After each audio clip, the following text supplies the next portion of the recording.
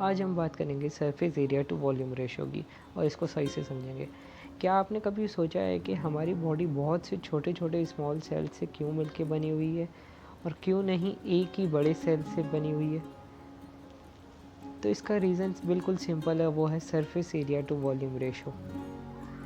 अब इसमें surface area represent करता है एक्सपोज्ड एरिया, मतलब वो एरिया जिससे न्यूट्रिएंट्स सेल के अंदर जाती हैं और वेस्ट प्रोडक्ट सेल के बाहर जाती हैं। और वॉल्यूम की अगर हम बात करें तो वो इनर स्पेस होता है सेल का।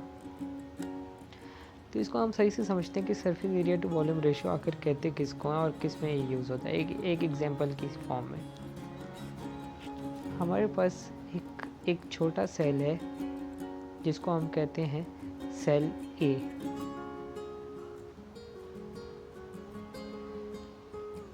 और एक बड़ा सेल है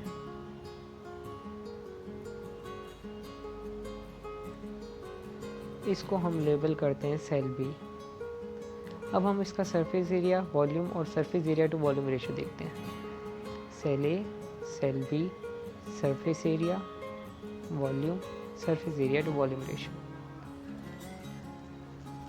सेल ए का अगर हम सरफेस एरिया देखें तो सबसे पहले उसकी एक साइड 1 सेंटीमीटर की है, तो एक फेस का सरफेस एरिया 1/1 होता है और 6 सरफेसेज हैं तो 6 हो गया इसका सरफेस एरिया।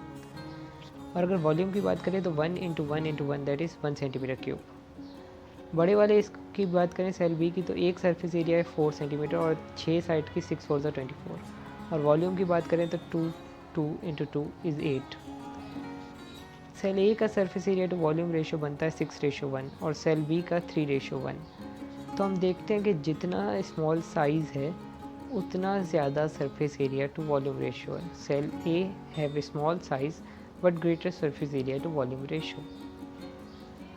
और दूसरी बात हमें समझनी होगी कि जितना ज़्यादा surface area to volume ratio होगा उतनी ज़्यादा रेट ऑफ डिफ्यूजन होगी उन सब्सटेंसेस के लिए जो कि सेल के अंदर जाते हैं और बाहर जाते हैं, जैसे न्यूट्रिएंट्स और वेस्ट प्रोडक्ट्स। यही रीज़न है कि हमारी बॉडी बहुत से छोटे स्मॉल सेल से मिलकर बनी हुई है कंपेयर टू एक बड़े सेल से। अब फाइनली हम कंक्लूजन की तरफ आते हैं। सबसे पहले तो जितनी छोटी साइज़ उतना बड़ा surface area to volume ratio, और जितना ज़्यादा surface area to volume ratio उतनी ज़्यादा रेट ऑफ डिफ्यूजन। ये बात आपको याद रखनी है।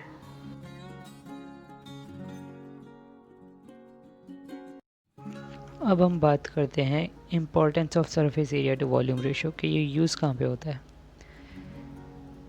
तो हम डिफरेंट टाइप ऑफ सेल्स देखते हैं। ये सेल्स क्या करते हैं, एडाप्टेशन कर लेते हैं अपनी, ताकि ये अपना surface area to volume ratio बढ़ा सकें।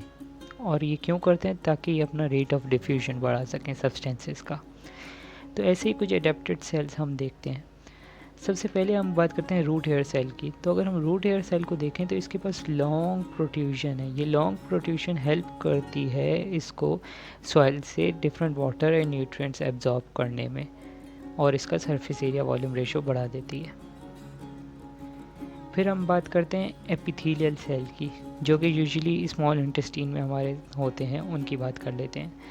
तो ये एक स्मॉल इंटेस्टाइन ट्यूब शो की है, ल्यूमन शो किया गया है, और इसके ल्यूमन के सराउंडिंग में हमारे पास ये सेल्स हैं, ये एपिथेलियल सेल्स हैं। अगर हम देखें इसकी सरफेस पर तो हमें स्मॉल माइक्रोविलाई नज़र आएंगे। इसको हम जूम करके देखते हैं तो एक सेल में अगर हम देखें कितने सारे माइक्रोविलाई हैं। ये माइक्रोविलाई हेल्प करते हैं इसका surface area to volume ratio बढ़ाने के लिए। फिर वो ल्यूमन से सब्सटेंसेस एब्जॉर्ब करता है। थर्ड हम बात कर लेते हैं रेड ब्लड सेल की। रेड ब्लड सेल का structure is flattened by concave structure, मतलब कि ये फ्लैट है और बाई कनकेव है। बाई कनकेव मतलब सेंट्रली थिन होता है और एजेस पे थिक होता है। ये स्ट्रक्चर हेल्प करता है इसका surface area to volume ratio बढ़ाने में। फिर वो हेल्प करता है इसकी एब्जॉर्प्शन और ट्रांसपोर्टेशन ऑफ ऑक्सीजन बढ़ाने में। Thank you very much.